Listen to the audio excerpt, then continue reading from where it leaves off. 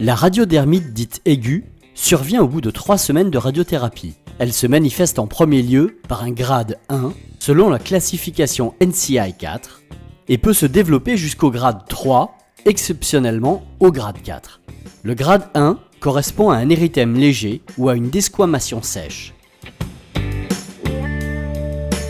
Le grade 2 correspond à un érythème modéré ou intense, avec un œdème associé ou une desquamation humide située au niveau des sillons, généralement au niveau des plis du cou, pour la sphère ORL, et du pli sous-mammaire au niveau du sein.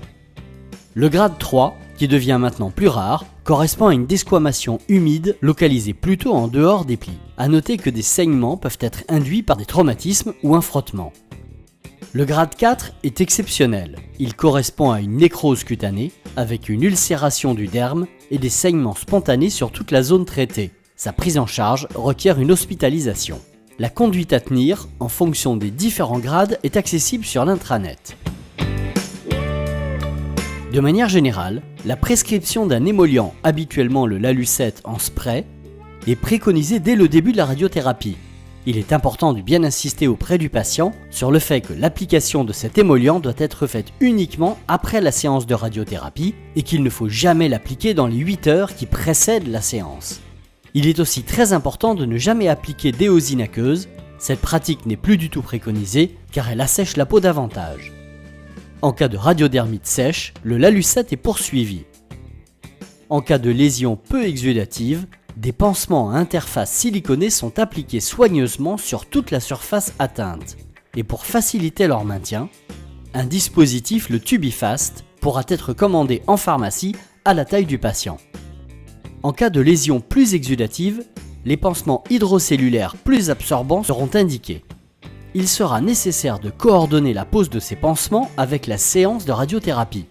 Ces pansements devant être idéalement retirés avant chaque séance et refaits à domicile juste après par une infirmière libérale, ce qui va nécessiter une coordination parfois complexe avec l'infirmière à domicile.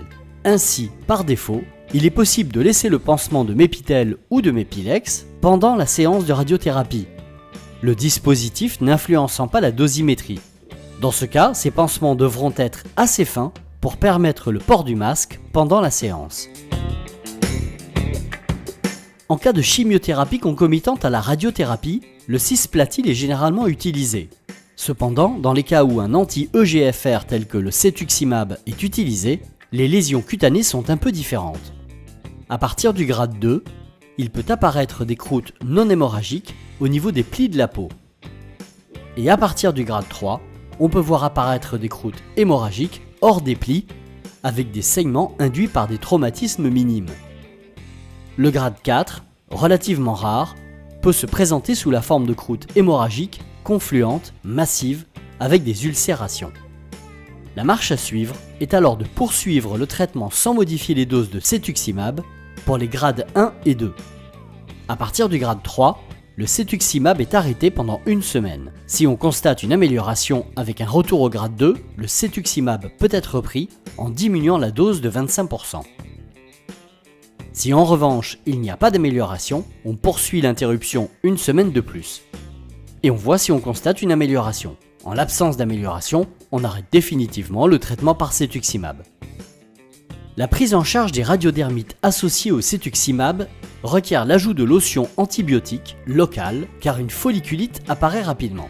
Pour éviter les résistances bactériologiques, 2 produits antibiotiques sont utilisés en alternance, le Cutanil gel et l'érifluide, et sont prescrits dès l'apparition des boutons d'acné. En cas d'apparition de saignements, un traitement à base d'alginate permettra de stopper les saignements cutanés. Ces radiodermites pouvant être complexes à prendre en charge, surtout à partir du grade 3, dès l'apparition des saignements, il est recommandé de prendre contact avec l'équipe des dermatologues de Gustave Roussy.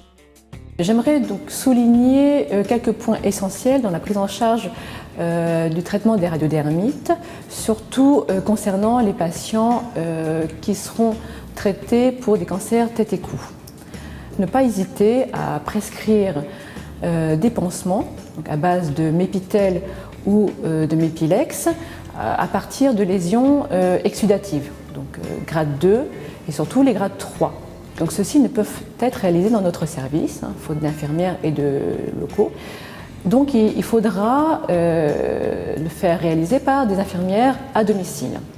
Se pose donc le problème de la coordination de la réalisation de ces pansements par rapport aux heures de séance de radiothérapie, puisqu'il faut normalement les retirer avant la séance et les remettre ensuite, donc d'une part, et d'autre part aussi sur la façon de réaliser ces pansements, car les infirmières à domicile ne sont pas toujours amenées à le faire et à être habituées à le faire. Donc vous serez appelé par ces infirmières pour des conseils.